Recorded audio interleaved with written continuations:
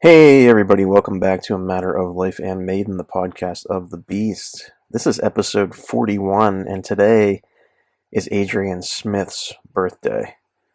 His 68th birthday. Mr. Smith comes to A Matter of Life and Maiden. Adrian Frederick Smith, 68 years old, February 27th, 1957. Happy birthday, Adrian. And as most of you know, I'm very excited about this episode because Adrian is my favorite guitarist in the band. He's one of my favorite members of the band. I love everybody in the band, but the way he's influenced my life has been just paramount as a musician and just as a person. And I thank him so much for that. And I just want to kind of fix some things that I did on episode 40. I was going back and listening to it recently, and I called the X Factor album the Sign of the Cross album. So scratch that. I meant the X Factor. And when I talked about Download Fest and watching Adrian play his double neck Jackson Soloist, the red one for Children of the Damned, I think I said that happened in 2006. Going back and kind of thinking about it again, I believe that was actually 2007. So just wanted to clear that up and clarify that. You know, when you're in the moment and you're passionate about something, you kind of just let your stuff fly off the cuff. But with that aside, let's dive into what we're actually talking about today, Mr. Adrian Smith. And that little quip I had at the beginning with Adrian Smith comes to A Matter of Life and Maiden. Bruce has done that throughout his career, kind of talking about the guys. He did it on Nights of the Dead recently on the live record when he was like, Mr. Smith comes to Mexico when he's playing the Wicker Man. He does it with all the guitarists. It's very, very cool, very interesting, and I love it. But Adrian, for me, is just everything I want to be as a musician and as a guitar player. And I talked about this before. You know, Matt kind of favors Davey because he's more like Davey. You know, Matt never really was a singer. Matt was never really a lyric writer. He was more of like a pure guitarist, just like Davey. And I was always more of the vocalist when we would play like rock band or when we were writing or actually even just, you know, jamming with people. I'd sing too.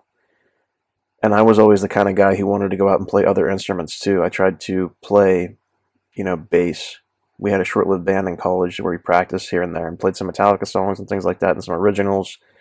And I was always experimenting, jumping around on different instruments, playing guitar, playing bass, playing drums, singing. And I feel like that kind of fits Adrian's style more because he's more multifaceted that way. He's not necessarily, I mean, for Iron Maiden's purposes, yes, he's a pure guitarist, but for their purposes as well, he's also a huge factor in the writing process. And he's a lyric writer most of the time with Steve and Bruce, usually. That's kind of the collaborative team. And just his creativity is amazing. And I'm a very creative person too, so I love that. And I love how he creates. And I love it. He plays different guitars too, you know, where Davey has kind of stayed with his Strat throughout the most of his career. I mean, he plays Les Pauls occasionally, and he has played some ESPs and like super Strat copies and things like that. And Yan has played Les Pauls very slimly. I think, you know, Yan usually plays a Strat like 95% of the time. Davey, in more recent years, has kind of busted out the Les Paul and a lot of stuff. And Yan has two on occasion, not quite as frequently. But Adrian, it seems like every time I've seen him play live or even going back and watching some of the old videos and concert footage, like he has all these different guitarists. He has, you know, the Lato Earth, the Hamer Scarab, the Gold Top Les Paul, his signature Jacksons, his Strats, Flying V's, the double neck Jacksons, the Explorer style bodies, Ibanez Destroyers, like those kind of things. He's just, and it reminds me of me because I like different shapes in guitars. Like obviously I love Strats and I love Les Pauls. I think they're probably two of the most amazing guitars ever made. Because I feel like everything else was kind of built off of those models. I love SGs too. Adrian plays SGs, another one, on the Different World video. And just, I kind of have fallen into that niche where I'm kind of like him. You know, I have different styles of guitars. I have Explorers, I have SGs, I have Strats, I have Les Pauls. I have Floyd Rose, Jackson Warrior. It's just Ibanez RG trying to follow like him because he was my guy, right? And then my influences. And it's funny because Adrian was actually influenced by a lot of blues rock players like Johnny Winter and Pat Travers, which he says, quote unquote, made him more of a melodic player and not really a shredder, like a pure guitar shredder. And I think I talked about this before in like Davey's episode when it was his birthday a couple months ago. Like, it's interesting because Davey isn't necessarily, I want to say, a shredder, but out of all three of the guitarists, he's probably more of a shredder-like guitarist, like a pure guitarist where he's playing like legato, very Hendrixy, kind of feel, Blackmore kind of feel. All these guys love Blackmore, but it's interesting that Age really, I mean, I'm not saying he wasn't influenced by Blackmore, I'm sure everybody was, but his influences are more blues rock. And, if you kind of look up what kind of gear he uses on stage, he uses like an Eric Clapton Crossroads effects pedal, which is a very bluesy kind of rock pedal for sound. So it's interesting how he gets his tone and his sound, and I love that about him. He's different, he's out of the box, but he just made it his own. This fusion of rock and blues and everything, and I think all the guys did that, but for me, his style just stands out. But to continue off of that, I kind of want to go through what he's brought to the band over the years. And then we all know, like in the 90s, his absence was devastating to the band. And I kind of want to talk about that. And you're going to see when I talk here about him and like his co-writing credits with members of the band when he first joined, when he was on the Killers album, all the way to the present, some of the songs that he's written are the best in the catalog. And Matt and I have said this before, even in just regular conversation with each other over the years, not even on a podcast episode, that the band has never made a bad album with Adrian. Killers, Number of the Beast, Peace of Mind, Power Slave, Somewhere in Time, Seventh Son, Brave New World, Dance of Death, A Matter of Life and Death, The Final Frontier, Book of Souls, and Senjutsu. I mean, just hearing those albums, it's like, wow, you're right. I mean, like, what bad album did they make with the guy? And I would argue they didn't. They never have. As long as Adrian has been in the band, they've churned out amazing albums. So, when he joined in Killers, they kind of had that, to replace Dennis Stratton, they kind of had, Steve had pretty much everything constructed. I think Davey wrote like Twilight Zone with Steve, and that wasn't even on the original release. That was on, the later limited edition releases or the updated versions of the remasters. And like I said, Davey helped Steve write that. But really, that Killers was pretty much Steve all the way. There was really no other writing credits on there from anyone besides Twilight Zone. And the first record, too, a lot of it, Paul wrote a lot of stuff on Killers, a couple songs with Steve. But in terms of a guitarist, there wasn't really anybody else contributing, like musicianship wise. It was basically Steve and then Paul with some lyrics and things. But yeah, for the most part, and we know this, and when we get to Steve's birthday next month, which is coming up pretty soon, we're going to talk about him. I mean, basically the godfather of his band. He is the driving force. He is the pillar of it. He's the foundation. But it's cool to see these other guys kind of fall in and expand upon that, and then they become just as foundational as Steve. And in particular, Adrian, we're going to talk about him. So really no writing credits on Killers, but when we jump into the Number of the Beast, when he's trying to prove himself, he's been in the band now for like a little over a year or so, maybe a little less, give or take, a little more, give or take. But he wrote some amazing songs on Number of the Beast. The Prisoner, 22 Acacia Avenue, he wrote with Steve. I mean, there's some amazing songs on that record. They're some of my favorite tracks on the album. And then obviously, not everything he's done has been pure gold. He wrote Gangland too with Clive, which, it's my least favorite song on the record. It's okay. Like I said, I think Invaders is better. When you're looking at the two weakest tracks, I think Invaders and Gangland, but it's interesting though. The former, Prisoner and 22 Acacia Avenue, some amazing songwriting. And really for his first performance as Because he was coming in with Killers when they pretty much had that thing in the bag, basically. He's coming in to fill in for Dennis Stratton. And not fill in for Dennis Stratton, excuse me, replace Dennis Stratton. And he ends up staying in the band. So I think that's interesting. And it's cool how he came about into the band, too, because he was like, they offered him a gig before that. And he was like, no, I'm going with my band Urchin. I'm a singer, and that's what I want to do. And then Urchin kind of fell through, and he was like, oh, shit, I don't have any money. I better... Davey was his boyhood friend. Again, kind of a polarity and a similarity between Matt and I, where Matt was a little older than me. He got into guitar first. He influenced me to play guitar. It's kind of the same thing with Davey and Adrian. So it's weird how he kind of favored Davey and I favored Adrian too, because it's kind of, I'm a couple months younger than Matt, so that kind of trajectory, very similar and interesting. But yeah, he joins Maiden anyway. He writes those songs on Number of the Beast. Moving on to Peace of Mind, and how this is attached to my life is amazing. When you start digging this stuff up and doing research and memorizing this stuff, like I said in the previous episode, in episode 40, like when we start researching who wrote this stuff and got into the writers and what they contributed and all these things, Adrian wrote Flight of Icarus, Sun is Steel with Bruce, those two songs. And Flight of Icarus was the first Maiden song I ever heard, and I loved it from the beginning. And it's like, I didn't even know back then that Adrian helped co-write it. But I always loved it because it was about Greek mythology. And I was like, damn. And it's weird. Is there some kind of like universal connection to this? I feel like there is, because there's too many like coincidences or things that are like sync up, like the synchronicities are just that parallel my life. It's interesting to me. Very, very interesting to me.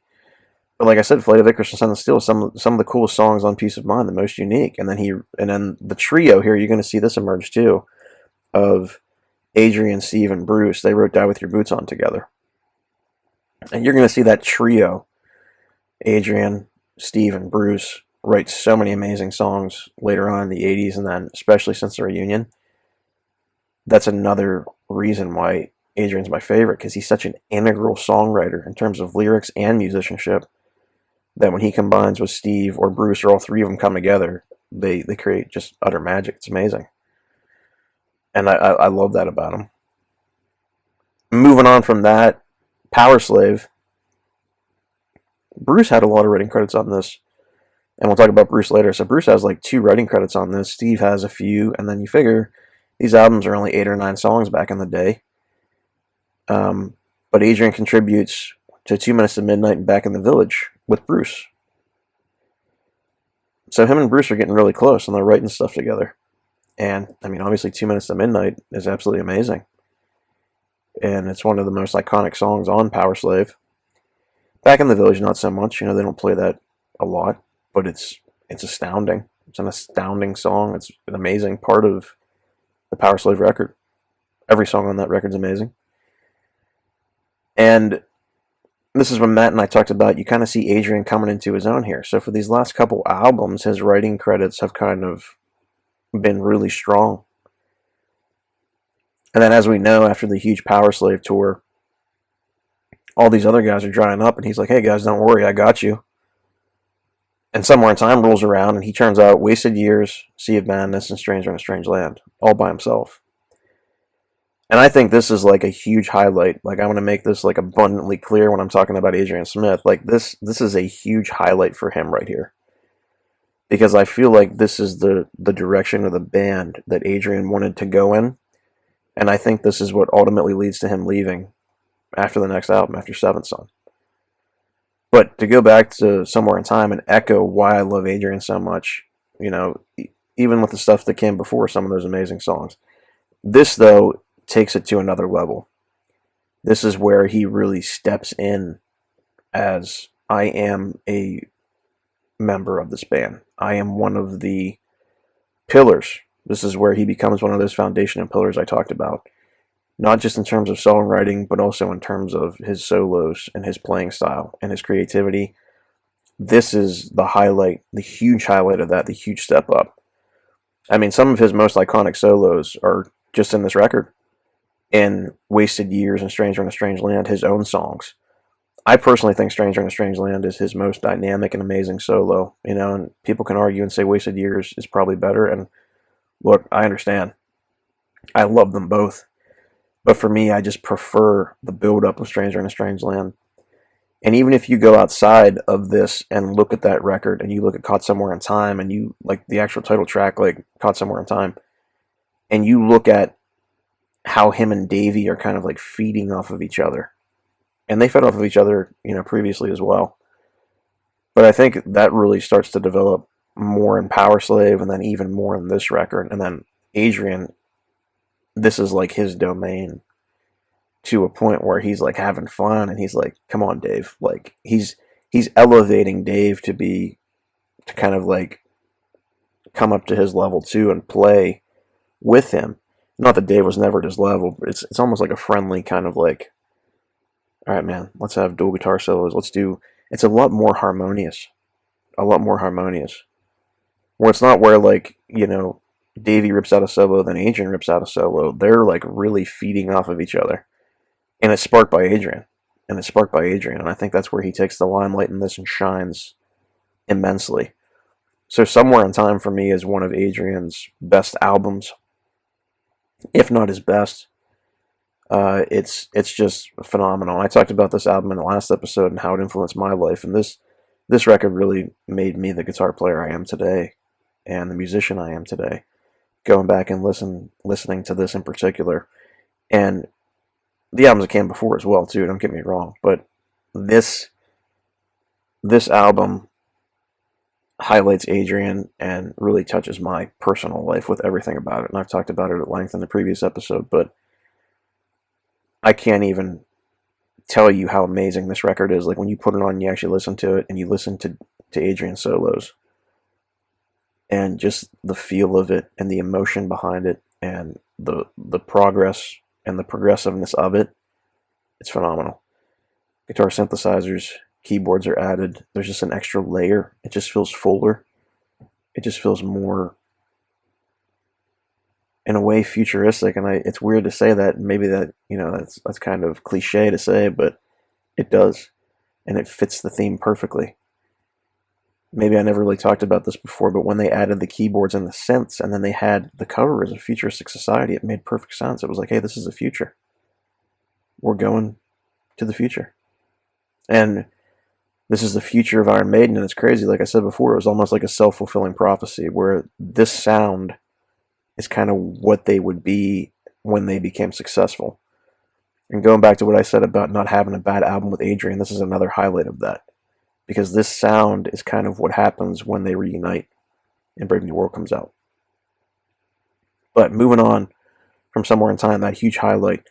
Another highlight for Adrian, not quite as paramount as Somewhere in Time was, because Adrian kind of like stole the show with that. That was his record. He stepped in and provided his creativity and wrote, over a third of the record himself. But Seventh Son of a Seventh Son, him and Bruce did Moonchild together. Another absolutely phenomenal song. And I want to say this about Adrian too, like, and I said this about Ian and Dave, and it's every member in the band. These guys are selfless. Like, they write stuff together, and everybody plays a part. And Davey's solo in this is awesome. And Adrian's writing credits in it are great.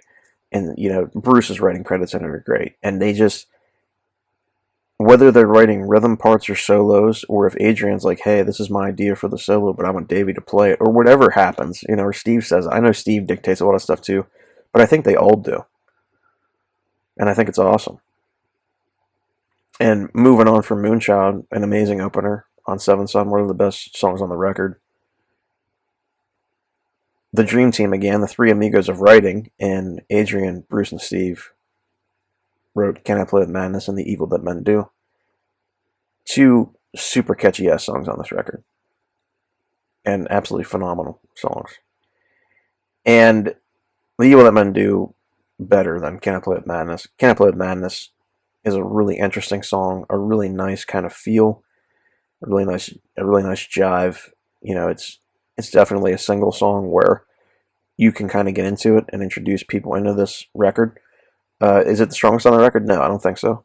I think it's kind of on, the weaker end, but I still love this record and I love this album and I love the song. But you can kind of see then the direction of where, and these guys talk about this, like Nico says it in the documentary when they're talking about it on a Made in England documentary, The History of Iron Maiden Part 3.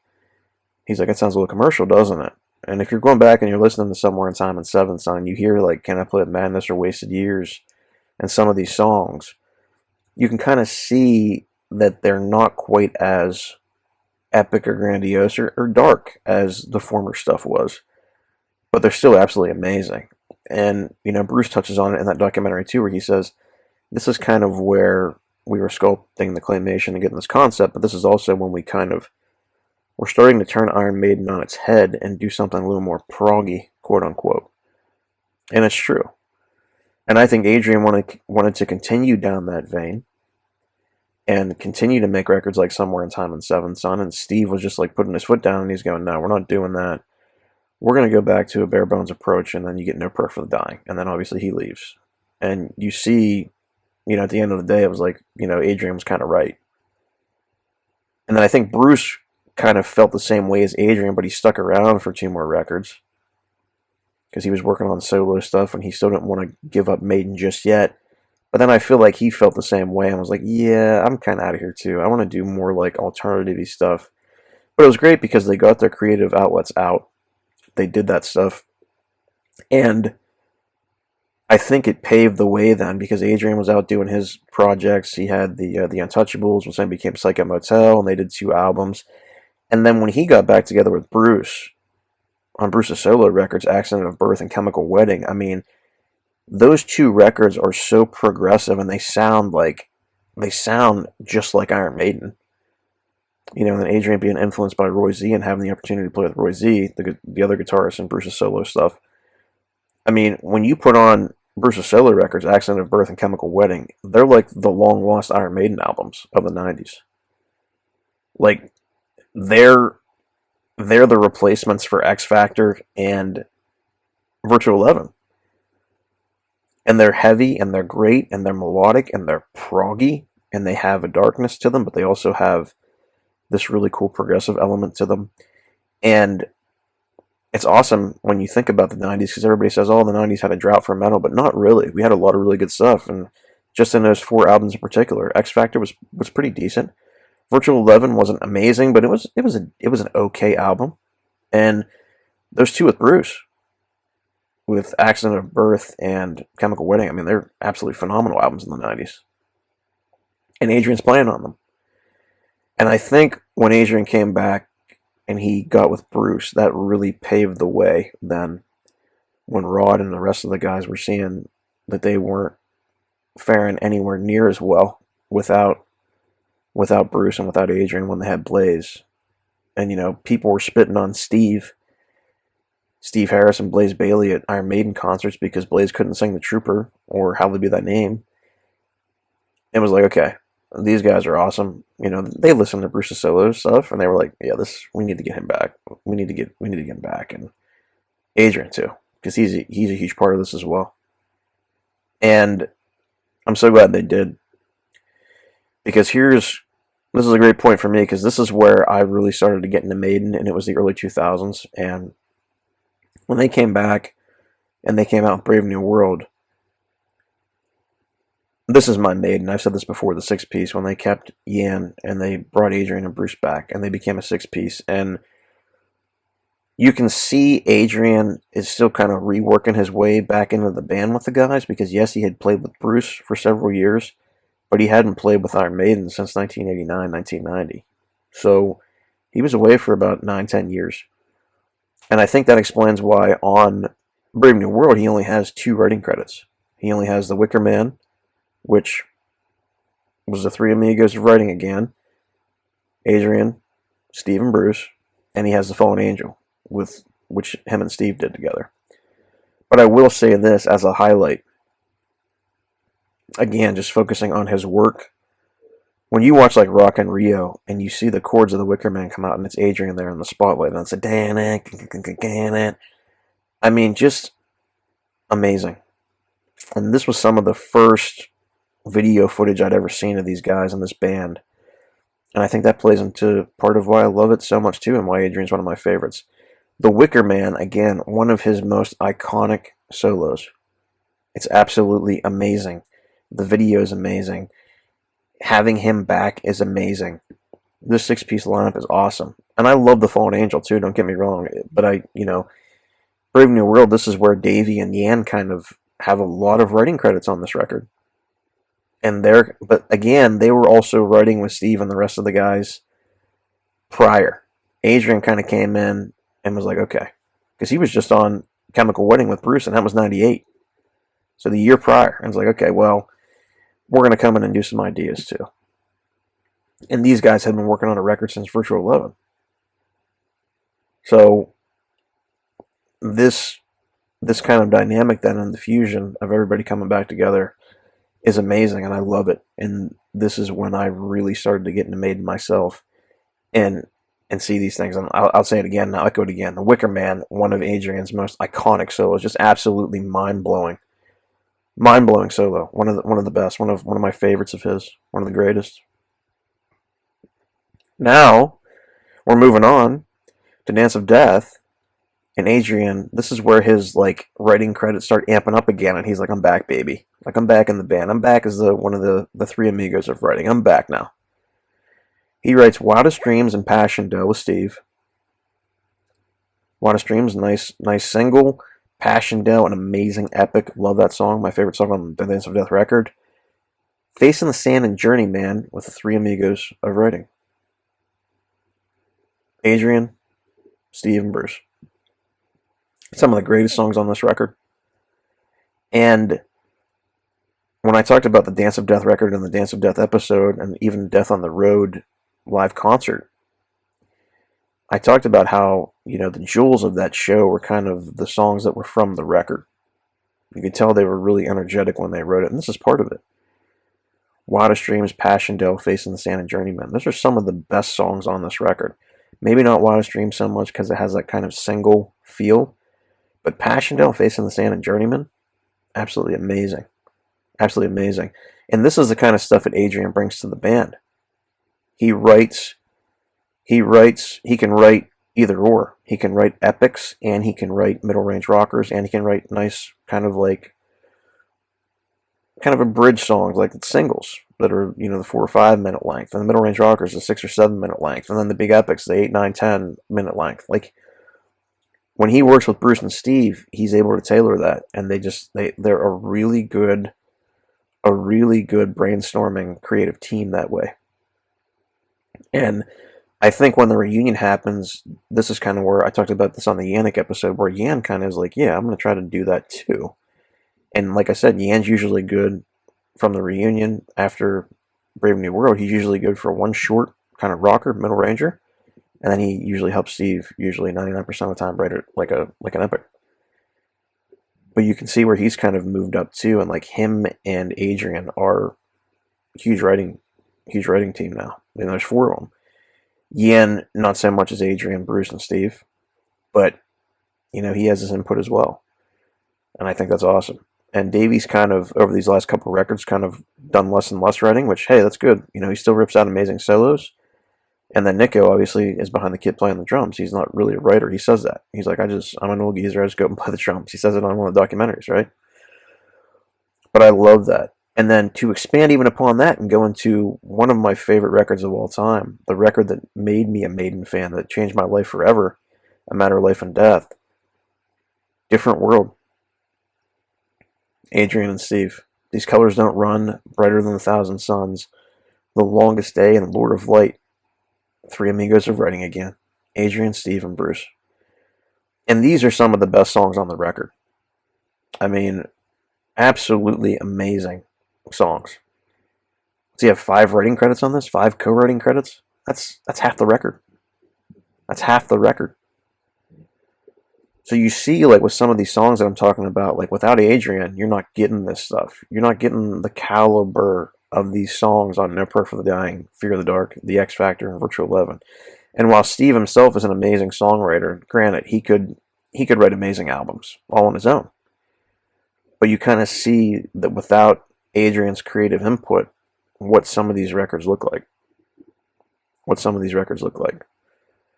But now that they're all kind of comfortable playing with each other, and they've been playing together for the last 25, 26 years, you can see how they've grown now. And like I said, this is Iron Maiden. It's the 6-piece band. And man, Lord of Light, I used to have it as a ringtone on my cell phone, and I just remember how heavy it was, and everybody's solos in it, and even watching the Different World video with Adrian, another one of my favorite solos of his is Different World. It's amazing. I'm not saying it's one of his best, but it's an iconic solo. And even just to go back a little bit here, when I talk about Passchendaele, like the the haunting riff at the beginning, the band in it, like that whole thing. That's Adrian. Like I love that. He has so many integral parts in this band. It's unbelievable. Just some of the crazy stuff that he does and the invention he has in his mind. Moving on from this, and this is kind of the reunion itself, where I talked about like Somewhere in Time, how that was a highlight. Well, for Adrian, the reunion is basically a highlight. In particular, after Brave New World, because he only has 2 writing credits. But if you look at Wicker Man, and then you go to Dance of Death, he goes from 2 writing credits up to 4 writing credits, then 5 writing credits, then this album he has 6 writing credits on. The Final Frontier. He writes Satellite 15, The Final Frontier, Mother of Mercy, and Isle of Avalon with Steve. And then the 3 Amigos of writing again, and Adrian, Steve, and Bruce write El Dorado, Coming Home, and Starblind. Starblind is my favorite song on Final Frontier. It's amazing. And I love Isle of Avalon, too. It's phenomenal. Not so much Satellite 15 and Mother of Mercy, but I think what they were trying to do, and I've said this before, is they were trying to take what they had done with Somewhere in Time and kind of rekindle that and make a modern day futuristic album, like I talked about when I talked about Somewhere in Time. They're trying to make a modern day futuristic album. And the reason I say that is if you go back and you look at the 80s, and I've said this before, and maybe I'll do an episode on this down the road. Maybe this might be my next episode, or an episode coming up. I think there's bookend albums. And what I mean by that is if you look at their 80s catalog and you look at their, post-reunion catalog, you can see parallels between like themes and concepts that they try to keep pursuing or bounce back to that they haven't touched in a long time.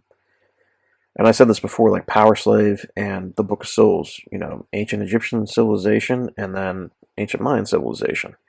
Same kind of thing. Pyramids and jungles and pharaohs and kings and, big epics and The Red and the Black and Empire of the Clouds and Ram the Ancient Mariner and Ace is High, a pilot song, and Death or Glory, a pilot song, and the same kind of motif in a way, in a similar way. And then when you look at like mirror images of each other, or like I said, like a newer version of an older album, or kind of re-exploring a theme from an older album, where Somewhere in Time was like a dystopian future, and Robot Eddie, Cyborg Eddie, a futuristic theme in science fiction. They go with an Alien, a futuristic theme in science fiction with Alien Eddie, and Final Frontier Eddie. And I think they were doing heavy stuff the last couple of records. They did Dance of Death, they did A Matter of Life and Death, very heavy, dark stuff. Again, kind of like to parallel Number of the Beast, to parallel the first couple of records, Killers, to parallel Iron Maiden. Darker things about death and destruction and war and all those different things. They go with this, and while I know I say this on the podcast a lot, The Final Frontier is my least favorite record from the reunion. I think part of that too, and I'm biased about it, is because I think it was better done on Somewhere in Time. I think it was a better exploration of that topic or that theme or that idea. I think it was more grandiose and presented better. But I do love The Final Frontier. I think it's an amazing record. But this is why it is where it is. And, Adrian, though, again, Starblind, absolutely unbelievable. Isle of Avalon, too. Some of the guitar work on this and the sound, and Matt and I talked about this when we reviewed the album. We did the Final Frontier episode. Like the delay and the spaciness sound of it, and a more modern futuristic sound. In terms of a sound, it's very cool. It's very experimental. I will give credit to the Final Frontier and say it's probably the most experimental album they've ever done. And while I don't think it pans out 100%, it's still an amazing record. And I love it. I love it. I just think, we talk about this all the time, the way it's constructed, how it's structured from beginning to end, there's just something about it. Like the middle range rockers and the shorter songs are just, there's some things about them that are left a little flat, but I still love the record. I'll go back and jam to it, and I'll love it. And I love it. But Adrian, again, his contributions to this record can't be understated. Isle of Avalon and Starblind are two of some of the best songs on this album. If you're looking at epics at the end, I love Yan's Talisman as well. Davies and Man Who Would Be King is kind of on the weaker side of the epics, quote unquote, and then Steve's When the Wild Wind Blows is awesome. But those last 5 songs, those epics too, kind of encapsulate the sound. I feel like that's kind of what they were looking for, and I feel like it's kind of, I said this before, like an identity crisis. You got Satellite 15 portion of the song, which is more the experimental side, which is kind of more in line with the epics at the end of the record. And then you have the Final Frontier portion of Satellite 15 and Final Frontier, which is more in line with the shorter songs on the record, like Mother of Mercy and Coming Home and The Alchemist and El Dorado. It's a mixture. But as you can see, it wasn't tied together in a way like Wasted Years, which, yeah, it was more of a progressive sounding song. But those songs didn't have the same staying power as Wasted Years, or Stranger in a Strange Land, or Sea of Madness, or Deja Vu, or that kind of feel, or The Loneliness of the Long Distance Runner, or Heaven Can Wait, that kind of thing. That kind of thing. So that's kind of where I'm at with that. And I never said this before, but if they would have put like a chanting portion, like a crowd chanting participation portion in the Final Frontier record, maybe, who knows? It could be the next Heaven Can Wait. But I don't think they really did it with this one. But anyway, I digress. Moving forward, we'll get to the last 2 records. Adrian's writing credits: Speed of Light and Death or Glory with Bruce, The Great Unknown, When the River Runs Deep, and Tears of a Clown with Steve. Now, Tears of a Clown obviously is a weaker song, not one of my favorites on the record, but the rest, they're pretty damn good. I love The Great Unknown. I love When the River Runs Deep, and just that further experimentation and what he brings, that creativity and that weird kind of riffing and his tone and all that stuff, bringing all those aspects together is unbelievable. You can't write these songs without Adrian. You can't. And then finally, the Senjutsu record. He writes the title track with Steve, Senjutsu. Writing on the Wall, Days of Future Past, and Darkest Hour with Bruce. Another highlight, Writing on the Wall. When this song first came out, I wasn't really a huge fan of it because I didn't feel like it fit the rest of the motif of the Samurai Eddie and Senjutsu when they later released like the full album art and the songs and everything. I was like, why did they release this? It doesn't fit the motif. But I'll tell you what, after seeing it live now a couple times and like listening to it and watching the music video again several times and listening to Adrian's solo, man, is it damn good. It reminds me of the stuff from Dance of Death and some of the acousticy stuff from that, really. I mean, it reminds me more of, it's almost like a Journeyman mixed with a Passchendaele. Like, it's weird. I'm not saying it's as epic as Passchendaele or it's, as mellow or chilled out or as acoustic as Journeyman, but it has a really nice mixture and continues that progressiveness of the band. And that's why I love Senjutsu the record too. And like I said, you can't do this stuff without Adrian. You can't. You just can't do it. And having come back and seeing the Future Past tour and getting kind of the best of both worlds and a combination of old Somewhere in Time, the best of Adrian, and then kind of new Senjutsu stuff, watching Adrian kind of reach a point where he is now and this kind of culmination of everything they've done so far, it was a beautiful thing. And I know I've kind of beat a dead horse here and exhausted this stuff, but that's why I love Adrian. And to go back to what I said at the beginning of this podcast episode 41. Happy birthday, Adrian. Again, you're 68th. Hope you have an awesome day. Huge influence and inspiration for me in my entire life. And if you take anything away from this and you look at what I've said in this episode, this is what he brings to the table. These are the songs that he writes.